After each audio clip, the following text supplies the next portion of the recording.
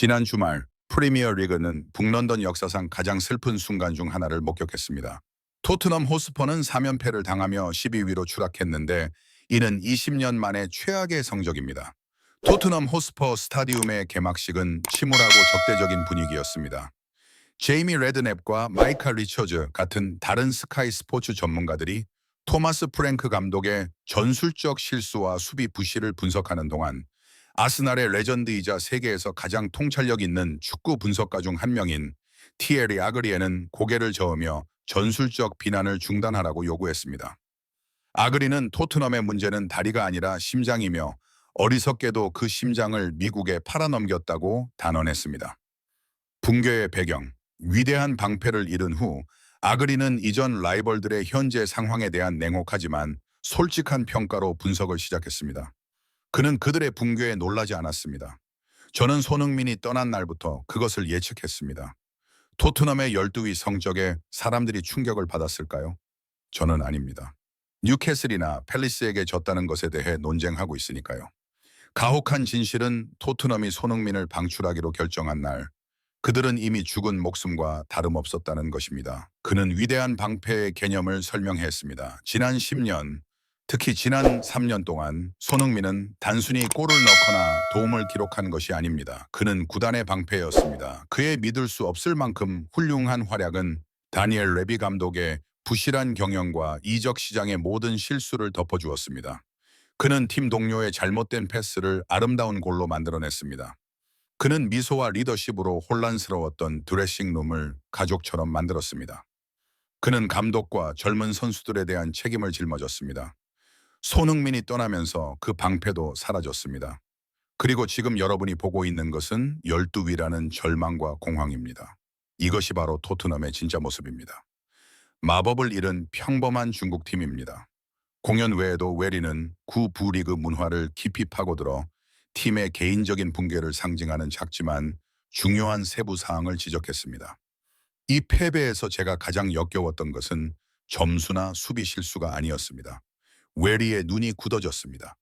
종료 휘슬 후 선수들의 태도였습니다. 손흥민이 주장이었을 때를 기억하십니까?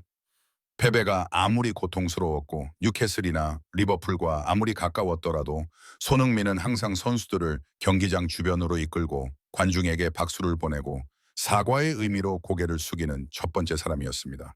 그것이 존중입니다. 책임의 문화입니다. 그리고 지금은 그들이 지는 순간 선수들은 고개를 숙이고 비겁한 사람처럼 터널에서 뛰쳐나와 비판을 두려워했습니다. 그들은 팬들과의 신성한 유대감을 끊었습니다. 팀이 경기에서 지면 영혼을 잃습니다. 손흥민은 토트넘의 모든 개성과 위엄을 미국에 가져왔습니다. 리더십의 공백, 영혼 없는 집단입니다. 라커룸의 혼란을 분석하며 아크리는 손흥민의 역할을 후임 감독들, 특히 크리스티안 로메로의 역할과 비교했습니다. 그들의 라커룸을 보세요. 영혼 없는 집단입니다. 아크리는 그것을 진단했습니다. 크리스티안 로메로입니다. 그는 훌륭한 수비수이자 열정적인 선수입니다. 저는 그것을 부인하지 않습니다. 하지만 그는 리더가 아닙니다. 그는 각자의 개성을 하나로 모을 침착함과 카리스마가 부족합니다.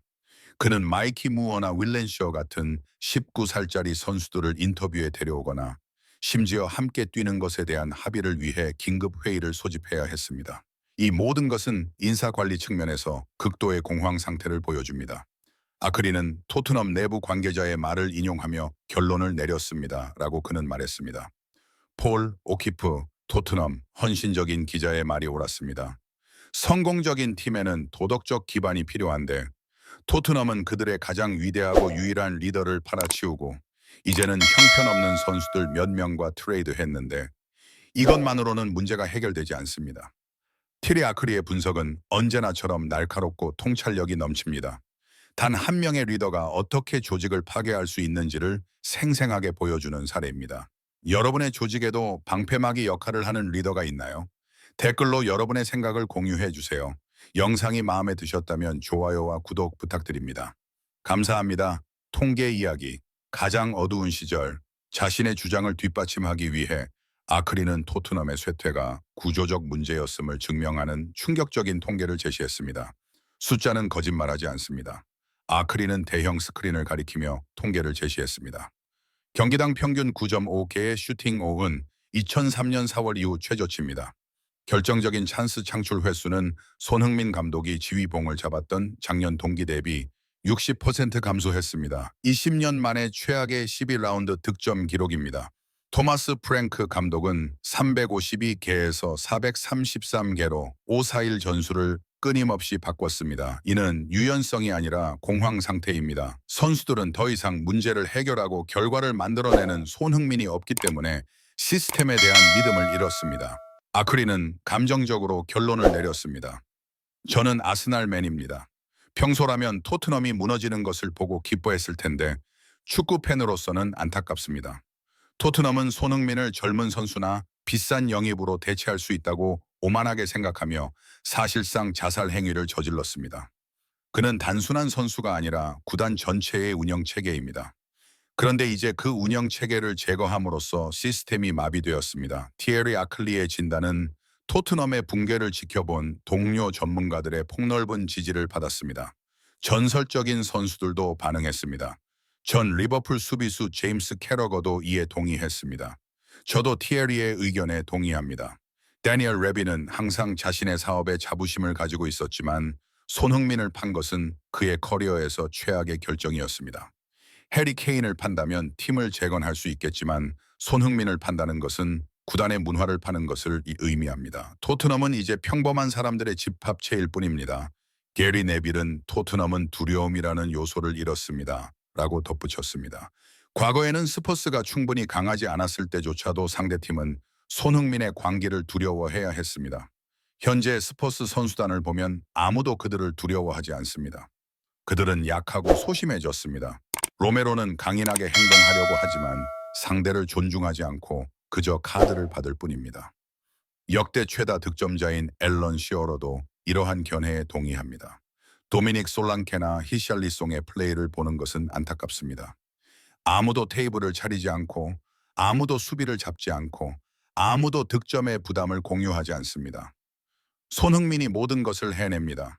그가 없다면 스퍼스의 공격은 무인도에서 길을 잃습니다. 티에리 아그리의 분석은 토트넘 호스퍼 선수단에 쏟아진 차가운 물 한 통과 같습니다. 그는 현재의 위기가 우연이 아니라 핵심 가치를 잃은 데 따른 불가피한 결과라고 지적했습니다. 손흥민은 챔피언스리그 우승팀과 중위권 팀의 결정적인 차이입니다. 팀을 되살릴 수 있는 유일한 인물이 떠난 지금 토트넘은 돈으로는 당장 해결할 수 없는 암울한 미래에 직면해 있습니다. 토트넘 호스퍼의 살아있는 전설은 서서히 가라앉고 있으며 대서양 건너편 손흥민의 그림자는 그 어느 때보다 밝고 멀리 보입니다. 아그리의 경고는 토트넘뿐만 아니라 모든 팀에게 해당됩니다. 살아있는 전설의 가치를 절대 과소평가하지 마십시오. 토트넘은 마침내 이 사실을 깨달았지만 이미 너무 늦었을지도 모릅니다. 소중한 시간 내주셔서 감사합니다. 정말 큰 영감을 받았습니다. 몸 조심하시고 매일 행복하세요. 오랫동안 저희를 팔로우하고 싶으시다면 좋아요와 구독을 눌러주세요.